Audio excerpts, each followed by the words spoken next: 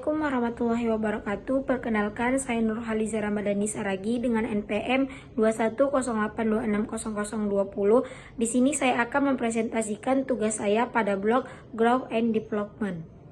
Baiklah, di sini saya akan mempresentasikan mind mapping saya tentang ADHD ataupun Attention Deficit Hyperactive Disorder.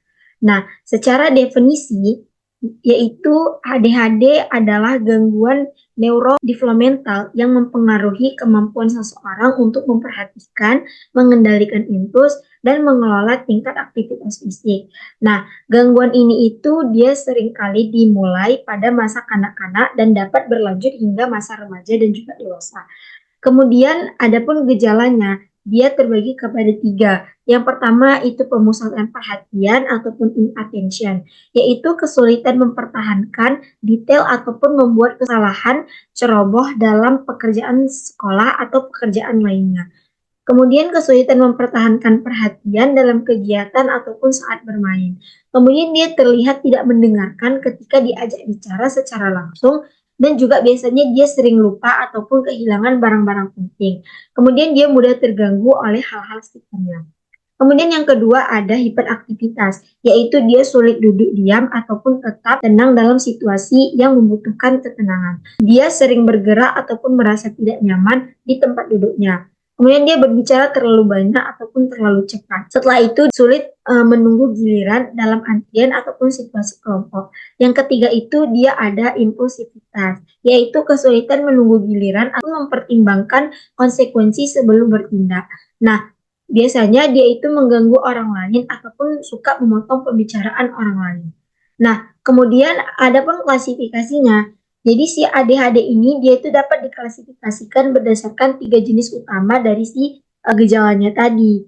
Nah, dari 3 gejala tadi itu dia biasanya bisa dikombinasi dengan adanya klasifikasi, yaitu dia terbagi kepada 3. Yang pertama itu dia ada tipe ADHD kombinasi, yaitu combined presentation. Nah, ini tuh dia adalah tipe ADHD yang paling umum. Pada tipe ini itu individunya itu dia mengalami kombinasi gejala pemusatan perhatian yang rendah ataupun attention, hiperaktivitas, dan juga impulsivitas. Nah, kemudian ada tipe yang kedua yaitu tidak fokus. Nah, pada tipe ini, individunya itu dia mengalami gejala pemusatan perhatian yang signifikan, tetapi gejala hiperaktivitas dan impulsifnya itu dia cenderung kurang terlihat. Kemudian yang ketiga itu dia ada tipe hiperaktif impulsif. Nah, pada tipe ini individunya itu dia mengalami gejala hiperaktivitas dan juga impulsivitas yang dominan. Sementara inattention-nya itu dia cenderung kurang terlihat. Nah, adapun diagnosa dari si ADHD ini, nah itu dia biasanya melibatkan evaluasi yang komprehensif oleh profesional kesehatan mental ataupun dokter spesialis. Nah, biasanya diagnosa ini dia didasarkan pada kriteria yang ditetapkan dalam Diagnostic and Statistical Manual of Mental Disorder ataupun DSM yang mempertimbangkan gejala yang ada. Seberapa sering gejala tersebut terjadi dan sejauh mana gejala tersebut mengganggu kehidupan sehari-hari seseorang. Nah, untuk penanganan ADHD ini, yang pertama itu kita bisa melakukan pendidikan dan juga konseling. Nah, memberikan pendidikan kepada individu dan juga keluarga tentang ADHD, serta memberikan strategi untuk mengelola gejalanya itu sehari-hari. Kemudian juga bisa menggunakan terapi perilaku, yaitu terapi perilaku yang kognitif ataupun terapi perilaku dapat membantu individu mengembangkan kemampuan untuk mengelola impulsif dan juga meningkatkan konsentrasi. Kemudian yang bisa juga menggunakan obat-obatan, yaitu dalam beberapa kasus obat-obatan seperti stimulan dan juga non-stimulan dapat diresepkan untuk membantu mengelola gejala dari si ADHD tersebut. Kemudian bisa menggunakan dukungan pendidikan. Siswa dengan ADHD mungkin dia memerlukan dukungan tambahan di sekolahnya, seperti penyesuaian dalam lingkungan pembelajaran ataupun bantuan tambahan dari spesialis pendidikan. Kemudian bisa juga dengan dukungan keluarga. Nah, dari dukungan keluarga ini, dia sangat penting untuk membantu individu dari si ADHD yaitu mengelola gejala dan mencapai potensi mereka secara penuh.